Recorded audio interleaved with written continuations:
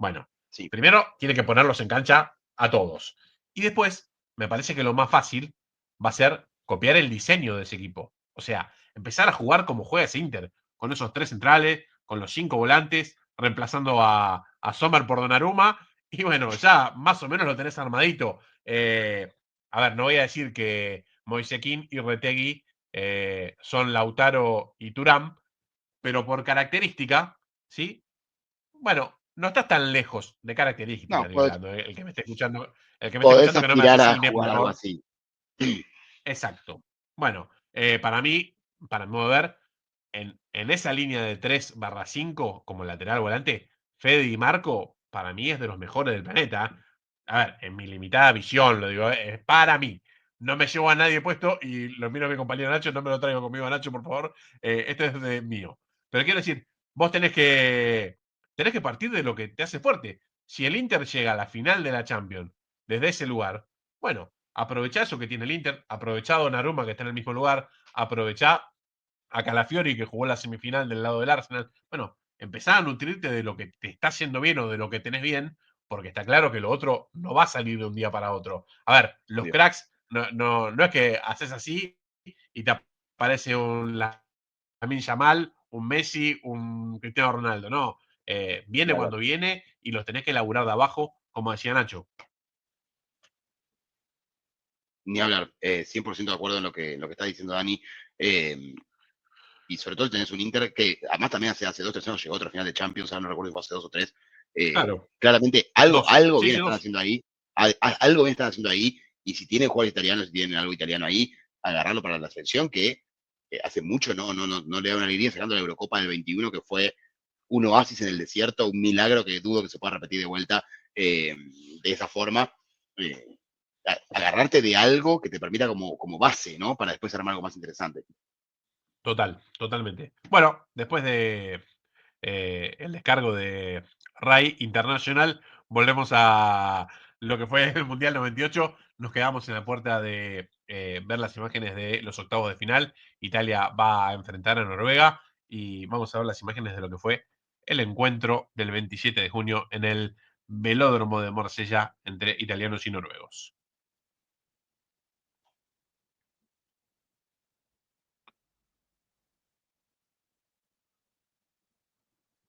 Bueno, Italia, como me gusta a mí, todo de azul. Ya eso es un punto a favor. De blanco Noruega, por supuesto. Otra alineación clásica que es el arquero de gris, Nacho. ¿Te acordás? En Sí, Italia juegan siempre sí, los sí, sí. arqueros de gris. Nunca supimos bien por qué, pero bueno, eh, era otro clásico. Y esto es lo que decíamos antes. Mirá, Luigi Di Biagio, pelotazo largo central para Vieri, que se aguanta la marca. Y bueno, Muy bien, a, Vieri, muy bien. a sacar del medio, a sacar del medio. Así sí puedes correr una contra, ¿no? Con un delantero así no hay ningún problema. Que va metiendo el cuerpo, que te pechea, que te gana la posición bien, que define bien, cruzado. La verdad, nada, tener a Vieri en ese mundial era salir casi con un gol de entrada. Bueno, Ahí acá está. Pagliuca haciendo Pagliuca, cagando a pedo a los defensores, bien a su estilo. Acá perdiéndose el segundo increíblemente Italia. Eh, Bien el arquero, ¿no? Que le van a atajar un Sí. cabezazo ahí abajo, muy Nino difícil. Baggio era el que cabeció, que ya había hecho goles justamente con Noruega en el Mundial anterior de cabeza. Bueno, casi tiene revancha otra Claro. vez. Eh, Bueno, un córner, lo que era un bueno, penal para los noruegos con la altura que tenían. Cada córner vamos era a ver un. mucho, ¿no? Vamos a ver mucho de esto, de centros y centros, que bueno, el compacto no los tiene tanto, pero básicamente si hay que imaginarse el partido de alguna forma, fue así.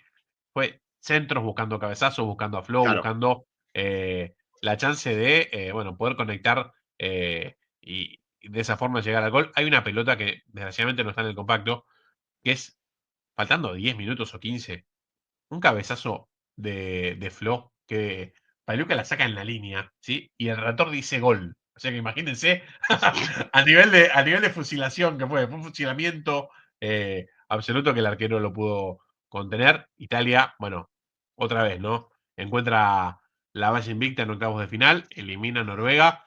Ya dijimos, Nacho, tuvo un gol en contra en el partido anterior, minuto 90 y de penal, y ya con Camerún no le hicieron goles. Bueno, después del sacudón inicial, Es como que encontró el Sí, funcionamiento entre defensa y arquero. Y bueno, en Italia ya estamos hablando de que si tenés bien eso, ya tenés bien casi todo. sí, además partiendo la base de que tenías a un Vieri que te estaba dando 5 goles en 4 partidos, con lo cual estabas ajustando la defensa y asegurándote un gol por partido, con lo cual eso en mis libros es ganar todos los partidos, podés ganar 1-0 permanentemente, Sí, con lo claro. cual, y ahora se le venía una Francia que llegaba siendo de menor a mayor, que todavía estaba con muchas dudas, que todavía no era candidata al título, que, la había, que con un Zidane que había sido expulsado en un partido de fase de grupo, que no jugó los octavos, unos octavos contra Paraguay, que le costaron horrores, que lo terminó dando en el tiempo extra con un gol de oro de Laurent Blanc, tras una bajada, creo que es de 13 que se la baja de cabeza, si no me equivoco, Sí, a Laurent Blanc para que meta el 1-0 ante la salida de Chilabert, pero una Francia que no daba garantías, tiene un grupo muy fácil, en el que termina goleando a Sudáfrica, Arabia Saudita, pero que la verdad no había mostrado nada contra una Paraguay que si bien era una de las mejores Paraguay, hasta ese momento creo que era la mejor Paraguay de la historia. Yo después creo que la de Tata Martino fue mejor, pero hasta ese momento era la mejor Paraguay de la historia y casi lo deja fuera. Ante el primer rival más o menos serio que se enfrentó, casi queda en el camino y se le venía ahora una Italia que venía de menor a mayor, que venía sí, también total. mejorando partido a partido. Total. A ver, podemos decir de este partido que hay una rivalidad muy grande, claramente, entre italianos y franceses, eh, que se habían encontrado por Copa del Mundo en 1986 y Francia le había eliminado a Italia. Desde esa eliminación, para encontrar el primer triunfo francés hay que viajar 60 y pico de años. O sea, imagínense todo el tiempo que Francia no le pudo ganar a Italia. De hecho, habían jugado también en el Mundial 78 en suelo argentino, precisamente en Mar del Plata. Después, que del equipo titular francés, muchos tenían actualidad o pasado en el fútbol italiano, razón por la cual había un conocimiento de entre unos y otros muy grande. Muchos habían sido compañeros. Miro rápidamente, pienso en Desailly, en Thuram, pienso en Djorkaeff, en Zidane. Bueno, muchos habiendo jugado en Italia o jugando en Italia en aquel momento, Claro, razón por la cual, a ver, claramente eran compañeros de los de la selección italiana que jugaban todos en los mejores equipos. Eh, una cuestión lógica. Y a partir de ahí algo que destaca en este partido, que es la inclusión de Gianluca Pesotto en el equipo italiano, porque Cesare Maldini dice, bueno, a ver, va a jugar Zidane, Zidane vuelve después de la expulsión que comentaba Nacho, no pudo jugar octavos, sí va a jugar cuartos de final contra nosotros, está de France, todo el público a favor de los franceses, o casi todos, vamos a ponerle un tipo encima que lo conoce bien de la Juventus y que no juegue bien, que no juegue libre, que no pueda pensar. A ver, alguno que haya visto el partido me dirá, sí, Zidane tuvo algunas también. Bueno, es obvio, en el fútbol nadie se le va a quedar encarcelado, a nadie te va a abrazar. El problema de estos tipos, ¿sí? El problema con estos tipos es que juegue lo menos cómodo posible. Todavía en una época donde el reglamento lo permitía mucho más que hoy, bueno, ponerle un tipo como Gianluca Pesotto que se dedicaba a eso, a que el de enfrente no jugara cómodo, bueno, fue toda una apuesta de Maldini. Me acuerdo que el diario deportivo por excelencia de Argentina, el Clarín Deportivo, condenó la actuación italiana hasta el extremo, actuación italiana que vamos a ver que no hubo que felicitarla solamente por un fallo desde el punto del penal, pues si no había que aplaudir y decirle a Maldini, bueno Maldini, venga que le hacemos una estatua de oro. El fútbol tiene eso y es fácil condenar cuando algo sale mal, pero me parece que fue una estrategia que por lo menos el tipo dijo, bueno, mira, la verdad, ellos no pueden ganar desde este lugar. Yo no los veo ganándonos de otro lugar. ¿Por qué? Porque analizando el equipo francés, tenían el doble creativo entre Djorkaeff y Zidane, pero después el goleador, que era Stefan Guivarch, no le hacían gol a nadie, no, ¿sí? igual era de terror. A ver, no le hacía un gol a nadie ahí y no le terminó haciendo un gol a nadie en todo el mundial, porque terminó el mundial Sí, sin goles, ¿sí? Y de hecho, termina esclareciendo el caso que tanto Trezeguet como Henry empezaron a acumular minutos siendo muy jóvenes, porque sí, Guivarch no le sí, hacía un gol sí, a nadie. Bueno, sí, sí, entonces el técnico me dice: mira, acá Guivarch no lo veo haciéndole un gol a Costa Curta, a Cannavaro, a Maldini, no, esa película no la veo. Bueno, ¿qué veo? El que nos puede perjudicar es Zidane. Bueno, molestemos a Zidane de acá hasta que termine. sí. Como dato menor, creo que Francia debe ser la única selección 2 veces campeona del mundo sin que su 9 haga goles. Porque Guibarch no hizo Claro, goles en el 98 y Giroud no hizo goles en el 2018. claro. Sí, Insólito sí, por donde lo no. veas. pero bueno, justo sus dos nueve titulares no hicieron goles en el Mundial en el que salieron campeones. Igual como bien decís, no, Trezeguet y Henry sí metieron goles. Es más, fueron la llave de la victoria, por ejemplo, frente a Sudáfrica cuando entraron, eh, que, que le terminaron la victoria por 3-0, luego un 4-0 contra Arabia Saudita, donde también participan. Eh, pero bueno, ya contra Dinamarca en el tercer partido de grupo y contra Paraguay no había aparecido ninguno, ni Henry, ni Trezeguet, ni Guibarch, con lo cual, como decís vos, lo que había que cuidar era ese dúo de Yorkaev y Zidane, y los laterales Thuram y Lizarazu, que eran dos laterales temidos en el mundo. Yo creo que en ese momento, sacando los italianos, debían ser los mejores laterales, y los brasileños, ¿no? Que eran Cafú y Roberto Carlos, justamente, debían ser los mejores del mundo. Tal vez por eso no estaban tan vistos, ¿no? Porque tenías, los italianos eran mejores, los brasileños eran mejores, tal vez ser el tercer mejor lateral no es algo por lo que alguien escribiría 2 páginas de un diario, Es verdad. pero teniendo en cuenta el nivel de los laterales brasileños y el nivel de los italianos, en cualquier otra época del mundo serían los mejores laterales del fútbol, de la Sí, actualidad. es Thuram y cierto, es Lizarazu eran cierto. dos jugadores con características muy diferentes, pero que complementaban muy bien al equipo y que ayudaban muchísimo al juego.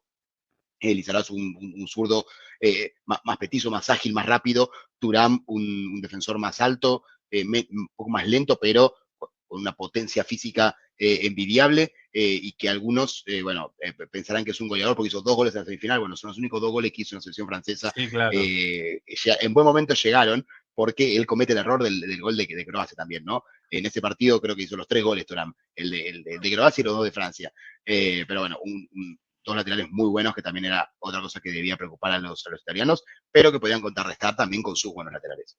Tal cual. A ver, pienso en eso, pienso en los cambios del lado francés. Vamos a ver que van a entrar justamente Henry y Trezeguet en lugar de Christian Carembé y Guibarch.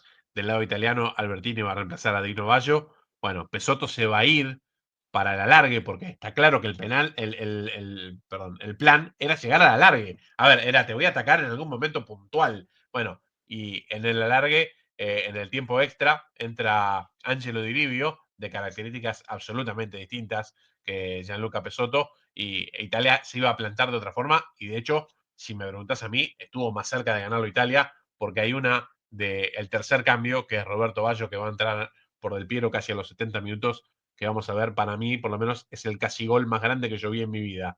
Así que vamos a repasarlo en las imágenes, que si no recuerdo, tenemos un resumen un poquito más largo para disfrutar de lo que fue este encuentro por cuartos de final.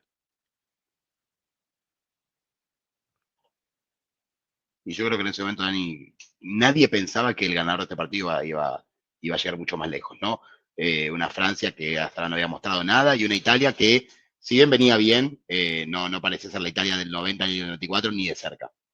Mira, yo hago otro análisis, que ese es un análisis absolutamente válido. El otro es que el rival de semifinales terminó siendo Croacia. Sí, Entonces, yo pienso que, a ver, cualquiera de estos dos pasaba a yo Croacia. digo en la previa. Todos Ah, la pensábamos previa, sí. todos pensamos que iba a ser Alemania. Sí, claro. Eh, Sí, sí, es cierto. Entonces, ante ese escenario, vos decías, sí, lo más probable es que Alemania otra vez se meta en una final del mundo, contra quien sea, contra Italia. Yo tenía más fe que le gana a Francia que a Italia, pero para mí no estábamos viendo acá a un finalista o a un campeón. Mira, mira. Bueno, es válido. A ver, yo lo que sí pienso es, con el panorama completo, no veía a Croacia ganándole a estos dos, ni loco. De hecho, me parece que del lado italiano se siente doble la oportunidad perdida Claro, cuando ves que el rival fue Croacia. A ver, claro, pensemos a los más chicos que Croacia, para nosotros, era un país nuevo. La primera vez que jugó en la Copa del Mundo, jugó semifinales, estaba no cumplido, recontra cumplido. sí. Eh, Nadie le iba a pedir otra cosa que no fuera a hacer un buen papel. De hecho, terminó siendo eliminado 2-1. Los que no hinchábamos por nadie, ya en esa altura del torneo, decíamos, ojalá que lo gane Croacia, qué sé yo, ya nos daba lo mismo. Pero nada, yo siento que así como Francia le ganó con la localía, pienso que Italia le ganaba con la camiseta a Croacia, en esa época.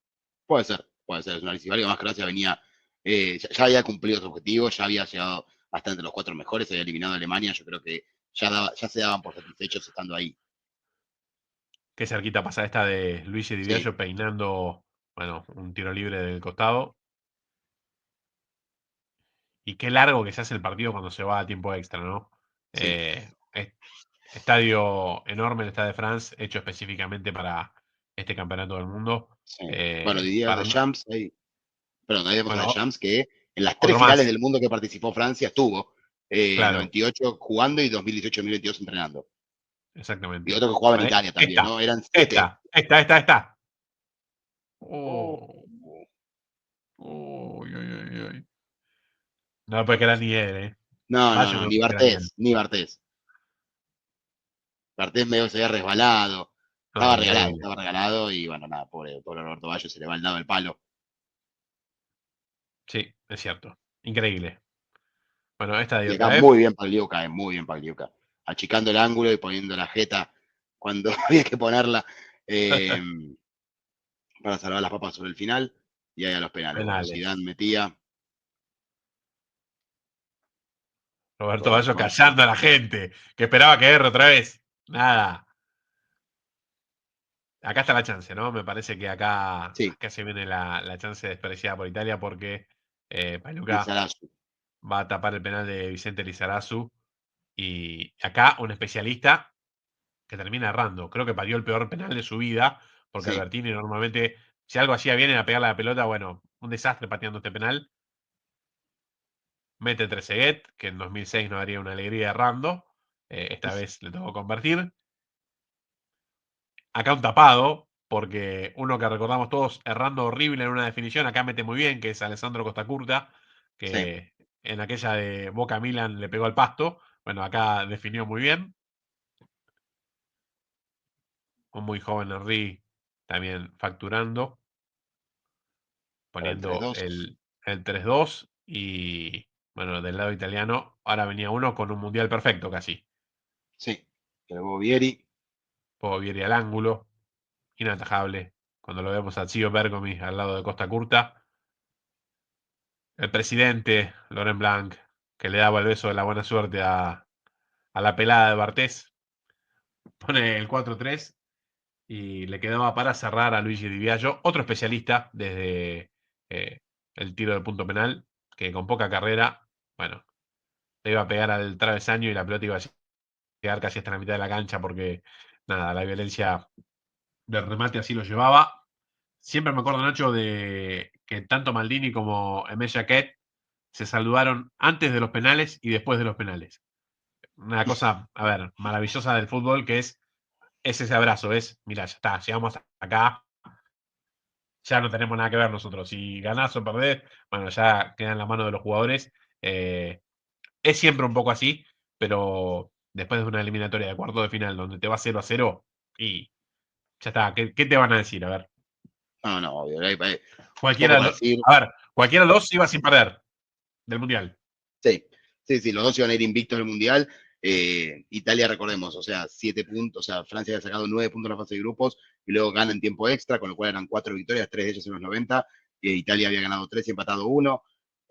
Nada, dos equipos que merecían estar donde estaban, que si bien, como dije antes, ¿no? Para mí Francia no había mostrado un buen nivel hasta ahí, también había tenido 2 goleadas, pero contra selecciones muy inferiores como Sudáfrica y Arabia Saudita.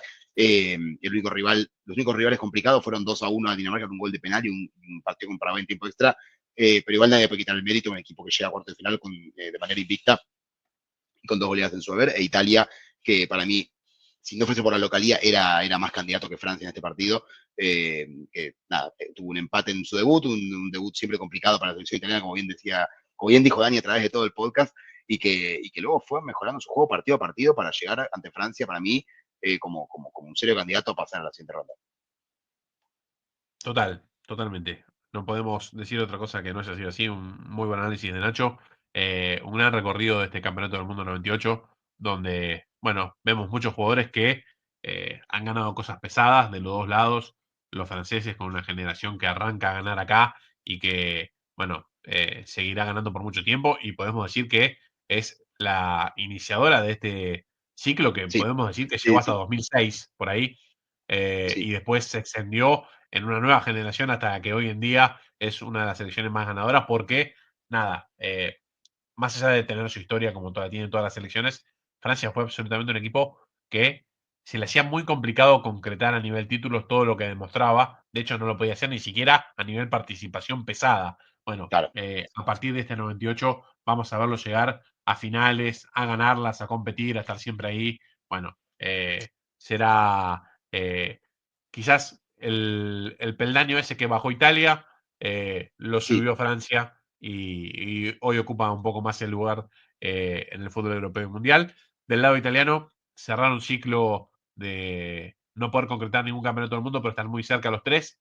Me parece que la del 2002, que es la que se viene, que no, ya no la vamos a hacer, es la mejor, por lo menos en la previa, el mejor plantel italiano de la historia, por lo menos a mi gusto. Sí, sí, en Eh, cuanto a nombres, eh, creo que sí.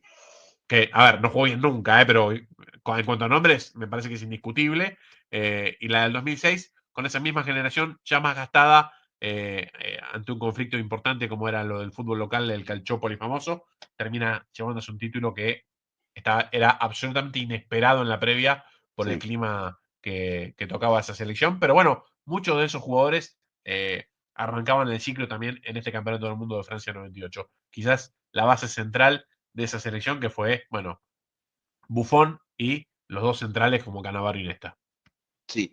De lo que decías, ¿no? De lo que fue la participación de Francia y lo que era Francia. Y Francia, recordemos, este era su segundo título a nivel de selección y los dos han sido como local. Vamos a ver, recién en el Claro, 2000, con la Eurocopa del 2000, es donde recién pueden ganar fuera de Francia. Porque claro, siempre está el dicho, ¿no? Para ser reconocido como un verdadero campeón tenés que ganar fuera.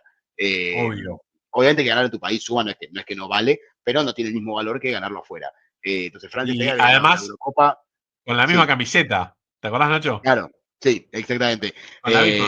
Con la misma camiseta ganaron ambos trofeos en el 84 y en el 2000, en el 98, perdón, y luego en el 2000 van a jugar la Eurocopa y la ganan, justamente frente a Italia también con otro gol de Trezeguet. Un Uno derbi decía, total, ¿eh?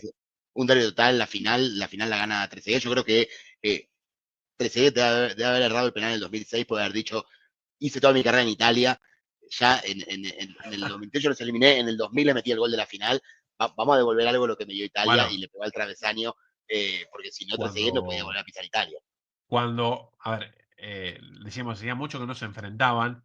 eh, Vemos esta eliminación de Francia contra Italia por penales. Francia le vuelve a ganar, como decía Nacho, en la final de del Campeonato Europeo, de la Eurocopa en el 2000 por gol de oro, lo que te deja knockout porque encima Italia fue ganando todo el partido y se lo empataron faltando un minuto. Y después en el tiempo suplementario con gol de oro te lo terminan ganando.